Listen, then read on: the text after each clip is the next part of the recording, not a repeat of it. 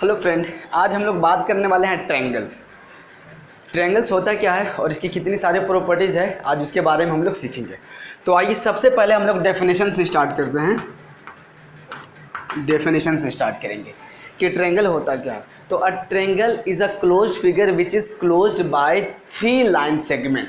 3 line segment से मिल करके जो फिगर क्लोज होता है उसे हम ट्रायंगल कहते हैं। तो लाइन सेगमेंट क्या होता है, कुछ इस तरह की होती है, फिक्स लेंथ होती है जिसकी। तो ये आपको दिखाई दे रहा है, ये ट्रायंगल हो गया, जिसका कुछ हम लोग नेम दे दिया ABC। तो क्या हो गया कि a close figure which is closed by 3 line segment. A close figure which is closed by 3 line segment is called triangle. Okay, अब ट्रायंगल की डेफिनेशन हो गया। अगर आप दूसरे तरीके से बोलना चाहते हैं तो ऐसे बोल सकते हैं कि a polygon which has 3 sides. कोई भी पॉलीगन जिसकी 3 साइड्स होती है वो ट्रायंगल होती है। ओके, ट्रायंगल की बात हो गई तो इसका पिक्चर कुछ इस तरह से दिखाई देगा। ये कहीं से भी बना सकते हैं, इसका डिफरेंट शेप हो सकता है, लेकिन 3 लाइन सेगमेंट से हमेशा क्लोज रहेगा, ये फिक्स चीज़ है। तो आइए इसके कुछ अलग अलग बात करेंगे। ये जो टॉप कॉर्नर हैं इन्हें हम क्या कहते हैं, इसे साइड्स इसमें कितने होते हैं, कितने एंगल्स होते हैं, उसके बारे में बात करते हैं। कुछ प्रॉपर्टीज़ के बारे में बात करेंगे। ओके, प्रॉपर्टीज़ में हम लोग देखते हैं पहला चीज़ साइड्स। तो ट्रायंगल में 3 साइड्स होते हैं। साइड्स की बात करें तो AB, BC, AC या CA कह सकते हैं। तो AB, BC, AC ये 3 साइड्स होते हैं। कभी कभी इसके ऊपर आपको इस तरह से लाइन सेगमेंट का सिंबल दिखाई देगा, तो इसे घबराने की ज़रूरत है नहीं। इसका मतलब क्या होता है, AB का लेंथ फिक्स है, तो ये लाइन सेगमेंट को रिप्रेजेंट करता है। AB is a line segment which has a fix length. तो ये AB, BC, AC इसके 3 साइड्स होते हैं। या direct simply AB, BC and AC लिख सकते हैं, कोई दिक्कत है नहीं। 3 साइड्स। दूसरी बात करते हैं एंगल्स। यहाँ 3 एंगल्स होते हैं। देखिए, angle A, angle B and angle C, ये 3 एंगल हैं यहाँ पे। तो एंगल को बेसिकली इस तरह से रिप्रेजेंट करें, angle A, angle B and angle C। ये तो हो गया सिंपल वे में रिप्रेजेंट करने के तरीका कि एंगल A को एंगल A डायरेक्ट हमने लिख दिया।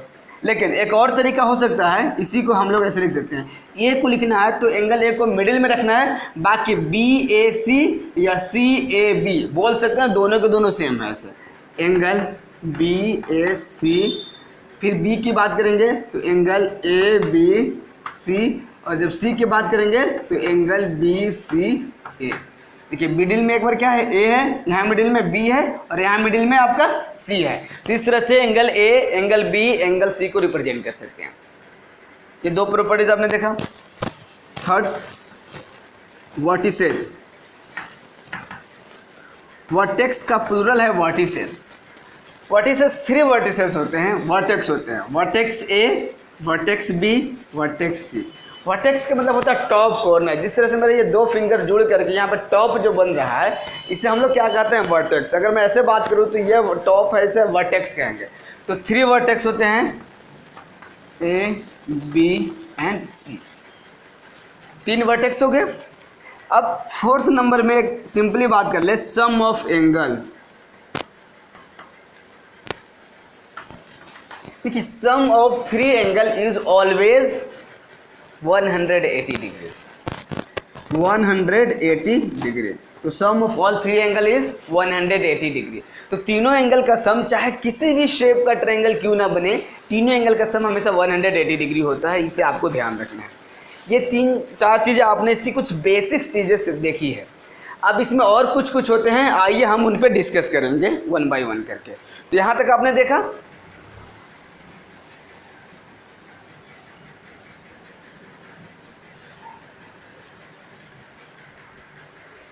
इसके बाद हम लोग बात करेंगे एल्टीट्यूड,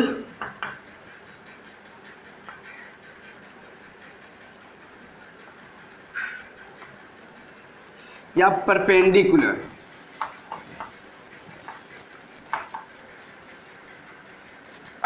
देखिए, एल्टीट्यूड एंड परपेंडिकुलर की अगर हम बात करें, इस आपके पास ये ट्रायंगल है ए बी सी, ठीक है। तो इसके एक वर्टेक्स से उसके अपोजिट साइड्स पे हम परपेंडिकुलर ड्रॉ करते हैं। तो जैसे यहाँ से हम यहाँ पे एक 90 डिग्री का एंगल बनाते हुए एक लाइन सेगमेंट ड्रॉ करेंगे ए एम। तो A M is called the perpendicular of side B C, या M is perpendicular on B C, ऐसे लिख सकते हैं। तो एम एल्टीट्यूड कहलाएगा ट्रायंगल ए बी सी का। देखिए ए एम ए बी का एल्टीट्यूड नहीं कहलाएगा, A M triangle A B C का एल्टीट्यूड कहलाएगा। ए एम को हम ए बी का परपेंडिकुलर नहीं कहेंगे, क्योंकि ये परपेंडिकुलर बी सी में बन रहा है। तो हम लोग कैसे लिखेंगे, A M is perpendicular on side B C. देखिए हमने बी सी पे बनाया, तो M is perpendicular on B C. अगर सिंपली वे में देखा जाता है तो कभी कभी ऐसे भी लिखा जाता है बी सी। देखिए ये परपेंडिकुलर का सिंबल है, M is perpendicular on B C, ठीक है। लेकिन एम को हम एल्टीट्यूड कहेंगे, तो उस कंडीशंस में हम किसी साइड्स के पर्टिकुलर वैल्यूज के नेम नहीं लिखते हैं, हम बोलते हैं कि M is the altitude of triangle A B C. A B C triangle का एक एल्टीट्यूड है। तो इस तरह से हर एक वर्टेक्स से अपोजिट साइड्स पे एल्टीट्यूड ड्रॉ किया जा सकता है, बट ये कंडीशंस है। ऐसा कोई ज़रूरी नहीं है कि यह हमेशा अपोजिट साइड्स पे ही होगा, कभी कभी ये साइड्स के बाहर भी हो सकता है परपेंडिकुलर। जैसे हम आपको एक ट्रायंगल बनाकर दिखाते हैं, ए बी सी ट्रायंगल है, पी क्यू आर कुछ भी लिख सकते हैं। लेकिन अब अगर हम यहाँ से कभी भी ड्रॉ करेंगे इस बी सी पे, तो ये परपेंडिकुलर होगा नहीं, क्योंकि angle B is greater than 90 degree. तो ऐसे कंडीशंस में कभी भी परपेंडिकुलर नहीं होगा। तो ऐसे कंडीशंस में अगर आपको परपेंडिकुलर ड्रॉ करना होता है वर्टेक्स ए से, तो आपको क्या करना है, इस साइड को सिंपली प्रोड्यूस करना है। मान लेते हैं आपने सी बी को एक्स तक प्रोड्यूस किया, अब यहाँ से सीधा इस पर 90 डिग्री बनाते हुए आपने ए एम ड्रॉ कर दिया। यहाँ पे कुछ एक पॉइंट्स के नेम लिखना होता है, कुछ ज़रूरी नहीं कि एम ही लिखना है, कभी N P L M N जो भी आपको मन है, बट ये जो पॉइंट्स ऑलरेडी गिवन होते हैं वो पॉइंट्स को हम इंक्लूड नहीं करते हैं। बाकी इंग्लिश अल्फ़ाबेट में 26 लेटर होते हैं, तो आप कोई भी एक यूज़ कर सकते हैं। तो M is perpendicular on B C, ये कहलाएगा साइड्स बी सी पे नहीं, पर ये बी सी पे कहलाएगा। बी सी क्योंकि अगर मैं इसकी बी सी एक लाइन सेगमेंट है तो सिर्फ यह फिक्स लेंथ है, लेकिन बी सी को अगर लाइन मान लिया जाए इस तरह से, तो दोनों तरफ बढ़ा दें तो ये इस पर परपेंडिकुलर है। अब ये क्लियर हो गया होगा कि परपेंडिकुलर दो तरह से ड्रॉ किए जा सकते हैं, एक इंटरनली और एक एक्सटर्नली। तो ये इंटरनली हो गया और ये एक्सटर्नली हो गया, यानी ये बाहर है ए बी सी से और ये ए बी सी के अंदर है। यहाँ तक क्लियर है। अब आइए कुछ टॉपिक्स पे बात करेंगे, interior and exterior. Interior and exterior. देखिए इंटीरियर इस वर्ड से ही पता चल रहा है कि इनर पोर्शंस की बात की जा रही है। जैसे आपने कोई भी ट्रायंगल बनाया, हम इस बार नेम चेंज करते हैं एल एम एन। यहाँ पे हमने ट्रायंगल्स के नेम को चेंज कर दिया, एल एम एन रख दिया। तो इस ट्रायंगल की अगर इंटीरियर पार्ट्स की बात करें, तो ये 3 लाइन सेगमेंट से जो भी एरियाज क्लोज है उन सारे एरियाज इसके इंटीरियर पोर्शन हैं या इंटीरियर पार्ट हैं। और इस जो भी लाइन सेगमेंट पे कोई भी चीज़ होगा, कोई पॉइंट होगा, वो लाइज ऑन द बाउंड्री, और इस बाउंड्री के बाहर चाहे कुछ भी लिखा हुआ होगा तो एक्सटीरियर कहलाएगा।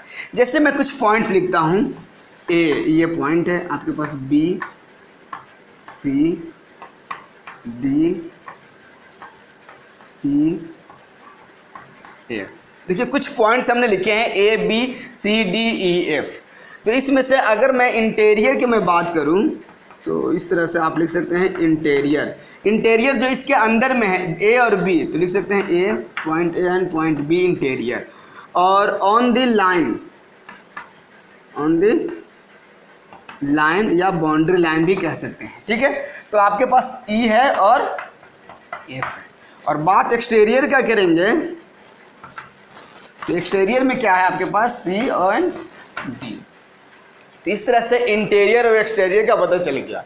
जैसे इस बोर्ड पे कुछ भी मैं लिखूं तो ये इंटीरियर पोर्शन है, अगर मैं बोर्ड के बाहर जैसे इधर लिखूं तो ये एक्सटीरियर पोर्शन हो गया, लेकिन बोर्ड के बिल्कुल किनारे पे लिखूं तो ऑन द बाउंड्री लाइन कहलाएगा। Now it is clear. अब उम्मीद है कि ये चीज़ें बातें समझ में आ गई होगी।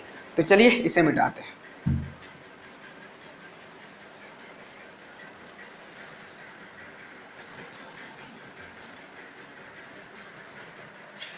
चूँकि 3 पॉइंट्स को ज्वाइन करने से एक लाइन बना, ट्रायंगल बना था, तो याद रखना है if 3 points lies on a same line तो it can not be form a triangle.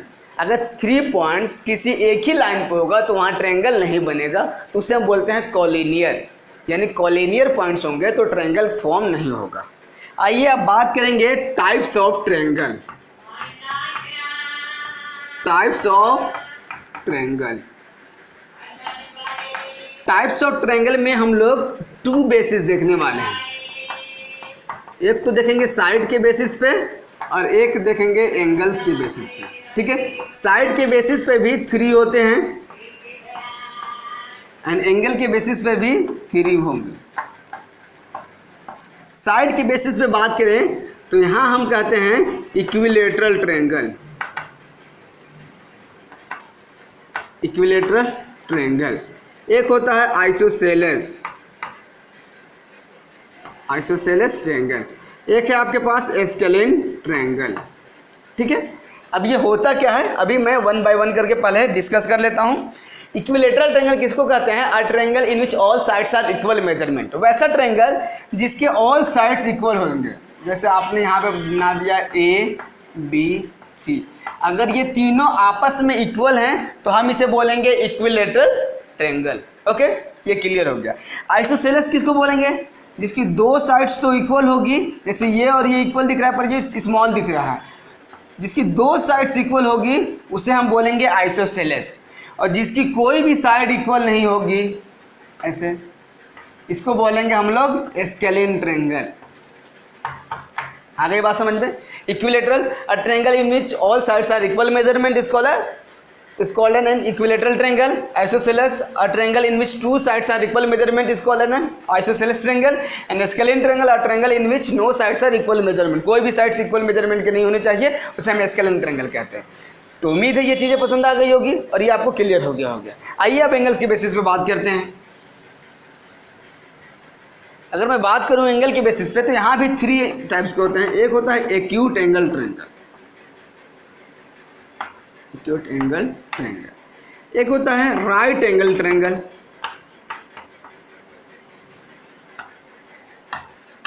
और एक हो गया आपके पास ऑब्ट्यूज एंगल ट्रायंगल। ओके, यहाँ भी 3 टाइप के होते हैं। अब देखिए एक्यूट एंगल ट्रायंगल किसे कहेंगे? अ triangle in which all angles measurement below 90 degree, यानी सारे एंगल का जो मेजरमेंट होगा 90 डिग्री से कम होने चाहिए। ऐसे ट्रायंगल को हम बोलते हैं एक्यूट एंगल ट्रायंगल। जैसे आपने देखा था ट्रायंगल के तीनों एंगल का सम कितना होना चाहिए? 180 डिग्री। तो सपोज कर लीजिए ABC, ये आपके पास है 50 डिग्री, मान लेते हैं ये भी आपके पास है 50 डिग्री और ये है 80 डिग्री। तो देखिए तीनों एंगल का सम 180 डिग्री हो गया। अब तीनों एंगल का मेजरमेंट 90 डिग्री से कम है। आपको एक एंगल को नहीं ध्यान में रखना है, ध्यान में तीनों एंगल के रखना है। अगर तीनों एंगल 90 से कम हो गए तो उसे हम बोलेंगे एक्यूट एंगल ट्रायंगल। अब राइट एंगल ट्रायंगल किसको कहेंगे? वैसा ट्रायंगल जिसमें एक एंगल 90 डिग्री हो, जैसे PQR, ये 90 डिग्री का सिंबल होता है इस तरह से। तो PQR में एंगल Q 90 डिग्री है तो इसे हम राइट एंगल ट्रायंगल कहेंगे। बाकी रिमेनिंग 2 एंगल्स कुछ भी हो सकते हैं, कुछ भी कि मतलब ये दोनों 90 से कम ही होंगे, बट ऑब्वियसली हमें देखना है कि एक एंगल 90 डिग्री का होना चाहिए। हाँ, और ये भी याद रखना है कि किसी भी ट्रायंगल में एक से ज़्यादा 90 डिग्री नहीं हो सकता। राइट एंगल एक से ज़्यादा नहीं हो सकता है, क्योंकि एक से ज़्यादा अगर हो गया तो 2 एंगल का सम ही 180 से ग्रेटर देन हो जाएगा। तो it is not possible for making a triangle because sum of all 3 angle is equal to 180 degree. तो एक एंगल 90 डिग्री होगा तो बाकी 2 एंगल 90 डिग्री से छोटे होने चाहिए। ऑब्ट्यूज एंगल ट्रायंगल में क्या होता है कि किसी वैसा ट्रायंगल जिसका एक एंगल का मेजरमेंट 90 डिग्री से ज़्यादा हो गया, मान लेते हैं ये 130 डिग्री हो गया, हम लोग रखते हैं एक्स वाई और जेड, तो बाकी दो एंगल कुछ भी हो सकते हैं, लेकिन एक एंगल का मेजरमेंट 190 से ज़्यादा होना चाहिए। तो ऑब्ट्यूज एंगल कितने हो सकते हैं? How many obtuse angle in a triangle? तो ओनली वन, याद रखना है, एक से ज़्यादा नहीं हो सकता। How many right angle in a triangle? तो ओनली वन। अगर मैक्सिमम मिनिमम की बात करें तो मैक्सिमम वन, बस एक से ज़्यादा नहीं होगा। Okay, and acute angle triangle में क्या होता है, सारे एंगल का मेजरमेंट 90 डिग्री से कम हो सकते हैं। तो 60 60 60 भी हो सकता है, एंड 50 50 80 भी हो सकता है, 70 80 एंड 30 भी हो सकता है। तो इस तरह से एंगल का मेजरमेंट आपको देखना है, 90 से छोटा है तो आप उसे कह सकते हैं एक्यूट एंगल ट्रायंगल। तो टाइप्स ऑफ ट्रायंगल भी समझ में आ गया होगा, दो बेसिस पे आपको डिस्कस करना है, साइड्स के बेसिस पे एंड एंगल के बेसिस पे। तो ना उम्मीद है ये चीज़ आपको पसंद आई होगी। बाकी के कुछ एक्सरसाइज हैं जो आपको सोल्व करना है, और इसका नेक्स्ट पार्ट मैं अगला वीडियो में बना दूंगा। अगर आपको मेरी वीडियो पसंद आता है तो मेरे चैनल को सब्सक्राइब करना ना भूलें, सब्सक्राइब करते ही बेल आइकन जरूर प्रेस करना, ताकि जैसे ही मैं वीडियो अपलोड करूँ नोटिफिकेशन सबसे पहले आपको मिले। And finally thanks for watching.